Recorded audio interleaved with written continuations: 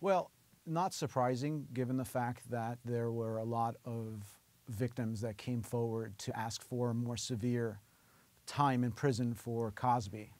So from that aspect of it, it doesn't surprise me. However, if Bill Cosby wasn't as famous as he was, if he was a regular person, it actually may have worked in his advantage. And the reason why it may have worked in his advantage is because there's a political aspect to this, to the sentencing. And the political aspect is they're sending a message that not anybody is above the law, including Bill Cosby.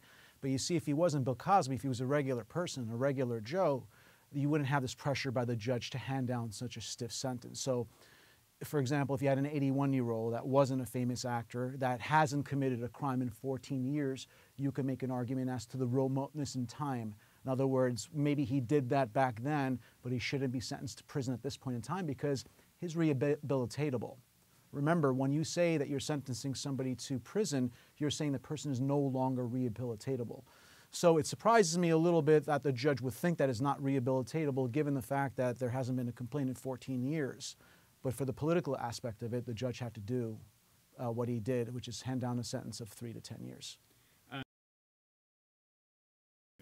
Well, you got to remember that Bill Cosby is still appealing his case, and anything that he says on the record is quote-unquote former testimony, could be used against him.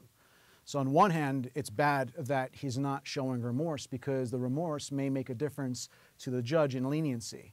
It's a mitigating factor, showing remorse, or it could be actually a mitigating factor.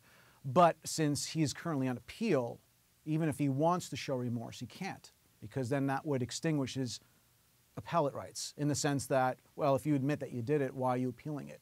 Remember, he's saying that I am innocent and I didn't get a fair trial. And the reason why he's saying that he didn't get a fair trial is because in the second case, as opposed to the first case, there was accumulation of all these witnesses. And they brought in these prior bad acts. In the first case, it wasn't like that. That's why you had an 11-to-1 split in the first case. And that's why you had such a stronger reaction in the second case to conviction. They're sort of stacked against me in that case? Of course. Of course. I mean, look at it through the math.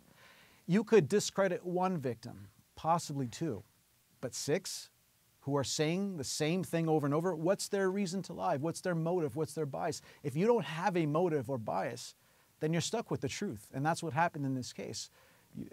One of the greatest criminal defense attorneys, Thomas Mesereau, couldn't dissect that for the jury enough to cause them to have reasonable doubt.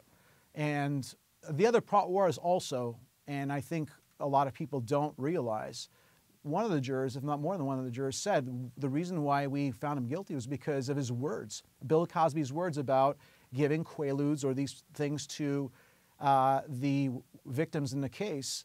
And he said that during the civil deposition.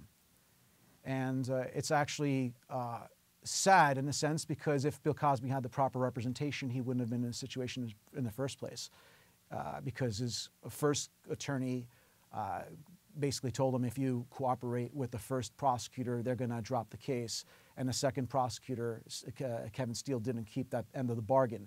So in a sense, he was bamboozled by his attorneys. He wouldn't be here in the first place. But nonetheless, from a justice standpoint, if you're accused of these crimes and if they prove it in court, then the sentence could be prison time, depending on your criminal background and mitigating factors. I definitely think there's a public policy aspect to the Bill Cosby case, and the Me Too movement was basically the wind underneath the wings of the Me Too movement. And certainly it sends a message to an old culture and a mindset that should be changed for societal purposes. We're better than that. We shouldn't think like that anymore, regardless of what the era was that we came from, regardless of what the culture was. In Hollywood, we're sending a message that we're saying nobody's above the law. So from that perspective, it makes sense to send Bill Cosby to prison. But from a defense standpoint, again, a mitigating factor is he hasn't committed a crime in 14 years. Well, now there's going to be civil repercussions. You're forgetting. Now the game starts.